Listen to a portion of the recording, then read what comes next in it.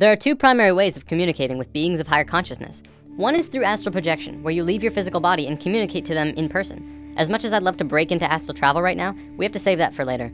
The other method involves having a being come to Earth and communicate through a trained person, and this is called channeling. Channeling is a natural form of communication between humans and beings of higher consciousness, included but not limited to angelic beings, spirits of nature, non-physical entities, or even animals and pets.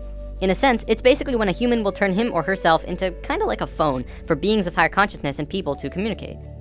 A channeler can choose who or what they want to channel. As long as the other party has an interest in communicating, the link is made and the channeling can begin. Now don't worry, there's no possession or anything harmful taking place here. The body is still under the complete control of the channeler, but the channeler and spirit are communicating through thought. Messages are communicated on levels of emotion and thought rather than spoken word. The channeler will then decipher what the spirit tells him into human language. Contrary to popular belief, entities do not generally use human languages because it is considered awkward and clumsy. The majority of this message is conveyed through an elegant series of sensory feelings. Let's talk about animal communication, because this is a form of channeling that you yourself can do.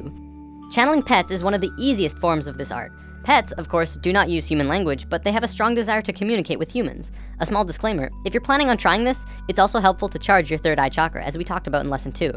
It will assist with your mental connection to them. You'll want to practice on a family pet before taking a leap to anything else. A cat or dog who is familiar with you is the best choice to begin.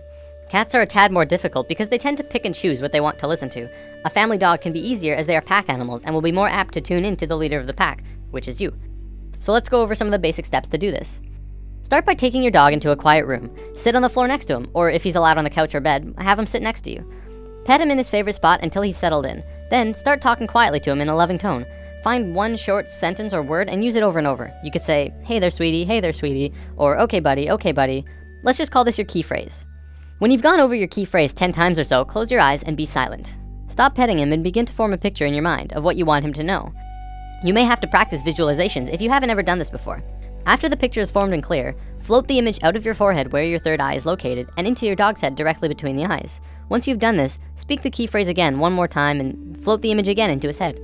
Keep doing this until he either leaves to get up or puts his head on your lap. If he leaves, follow him and do it again. If you begin to get a reaction from him, like putting his head in your lap or something else, congratulations, you've just communicated with your dog.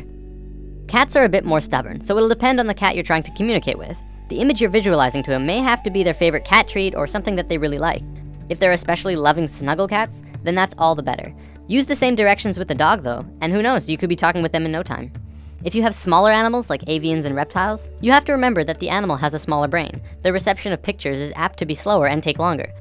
Remember, practice and patience is crucial to learning to do this. You'll probably start with minimal results, but if you're persistent, you will not only master the family pet chat, but other animals around you, like your friends' pets or pets in the car barking at you as you walk by and so on. One big question that everyone has around now, well, do they talk back? Yeah, they do. I communicate with my cat Toonie and he always tells me what he wants, whether it's food, water, or to go outside.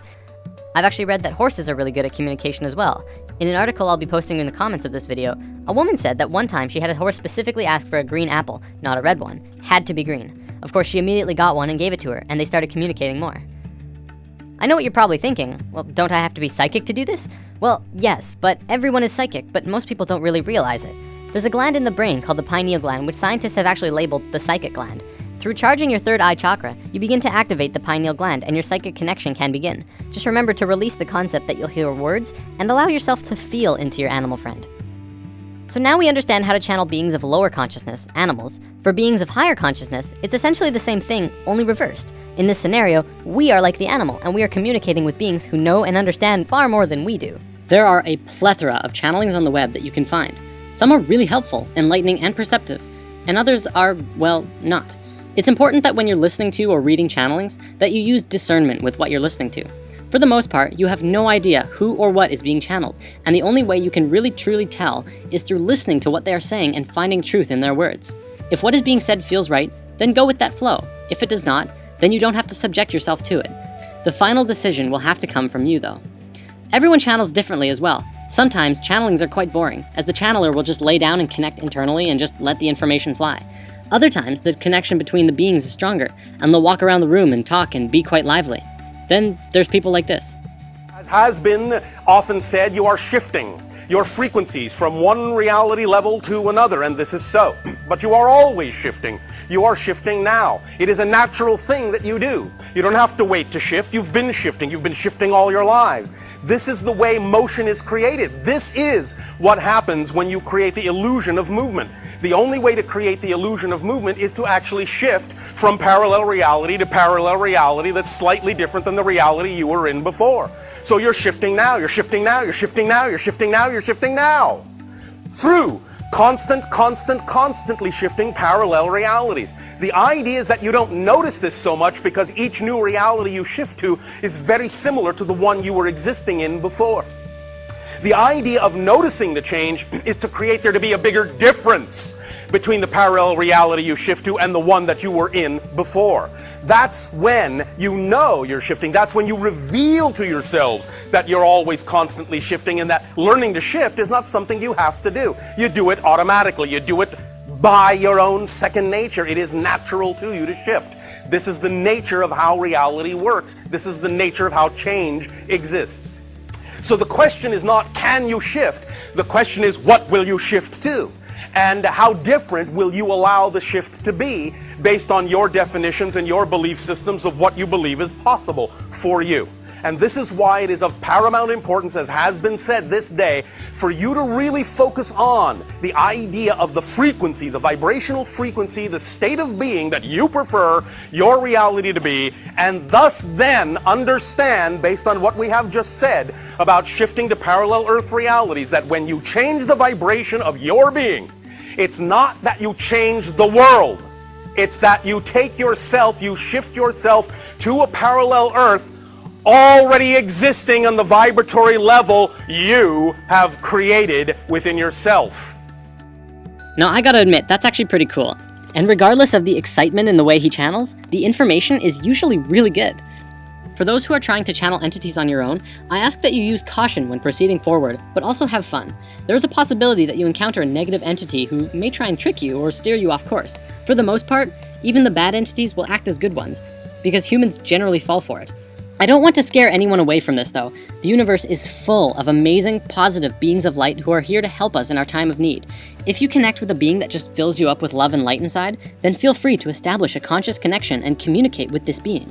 Sirians and Pleiadians especially are known for being very loving and helpful. Sirians come from Sirius, the brightest star in the sky. The Pleiadians come from the Pleiades, which is a cluster of stars through the constellation of Taurus. To learn more about this, I recommend reading the book Bringers of the Dawn, or listening to the audiobook, which is available on YouTube. A lot of the information in spirit science does actually come from channeling. A man named Drunvalo Melchizedek was visited by a being named Thoth, roughly 30 years ago, and worked with him personally for many years. We're going to be learning a lot about Thoth, who was the priest king of Atlantis for a very long time. He wrote about all of his experiences in the Emerald Tablets, which are ancient, unbreakable tablets which we discuss in Lesson 12. The whole Atlantis story came from him. I highly recommend, for those who are interested in learning more, check out The Ancient Secret of the Flower of Life, the first book Drunvalo published about his experiences with Thoth, as well as 25 years of scientific research that works harmonically with what Thoth taught him. There's actually a being channeled named Cryon of Magnetic Service. He talks a lot about worldly events and what's going on a global scale. What's interesting is that Cryon has been invited to the United Nations 7 times over the last 13 years. If the UN listens to channeling, maybe it deserves a little more credibility than we realize. On my YouTube, I'm going to be posting small snippets from various channels, but most of them from Crimson Circle. Crimson Circle started out in 1999 when a being named Tobias started communicating with Jeffrey Hope. There's actually a really cool story here. I can't go over all of the details, but Tobias was actually written about in the Bible, in the book of Tobit. This particular book was removed by the church in 1546 during the Council of Trent. Tobias was written as one of the main characters in that book, and Jeffrey and him began communicating more. In 1999, Crimson Circle was formed, a group dedicated to communicating with Tobias and other spirits. Up until recently, it was mostly Tobias who was channeled by the Crimson Council. Tobias then said that he wanted to return to Earth and live another lifetime because he missed physical reality, and said his goodbyes. Today, Adamus St. Germain is channeled instead, and he's very lively. A little insight on Adamus: he is what you would call an Ascended Master. An Ascended Master is someone who underwent a process of spiritual transformation and moved into higher states of being beyond physical life. This will make way more sense in future lessons. Okay, I want to wrap up by going over a short list of definitions. During the channelings, you may hear some words that you're not familiar with.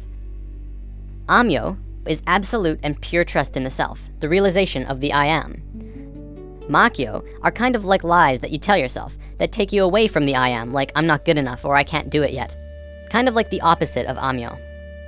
Ascension is the process of going from one lifetime to the next while staying in the same physical body. Kaldra, you may hear this one a lot actually. Kaldra is the nickname that Tobias gave to Jeffrey. So if you ever hear Jeffrey say during a channeling, Kaldra doesn't want me to say this, but I will anyways, that's Adamus speaking through Jeffrey about Jeffrey, whose nickname is Kaldra. Is that confusing? Shambra is the name that Adamus uses for the group of humans going through the awakening process. If you're watching the videos, you too are a Shambra. Shoud is a channeling, essentially. What you'll be watching are shouds, gatherings for communication with Adamus and other beings. But yes, my dear Kata, love, it's an amazing thing. It's an amazing thing. You get so caught in it, so hurt by it, so deep into it. But for the most part, very, very few humans know what it's like to love themselves. They tolerate themselves. They have an awkward relationship with themselves, and they're still looking for love and still creating love with other people. But you know what's going to happen in this planet? I'm digressing, but I love to digress.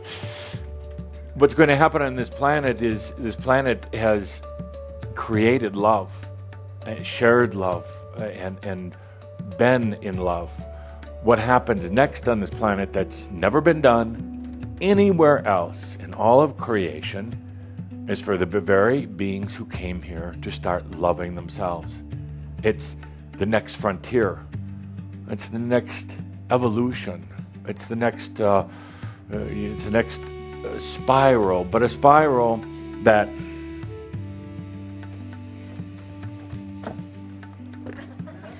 Oh my, no markers? Oh. not that I'm so demanding. Run, A simple run. cup of coffee, a marker is all I need to keep me happy. So you could say that your experiences have been like a big spiral, and continuing to expand, continuing to experience and to share all that. But funny thing happens at a certain point in this awakening that you're going through. The spiral comes back into itself. And then you would have to create a hologram. You can't write it on the board like this, but you go through like a doorway into yourself. And you're never going to be alone in there because you found yourself, but you have an intimate understanding of everything and everyone else when you fall in love with yourself.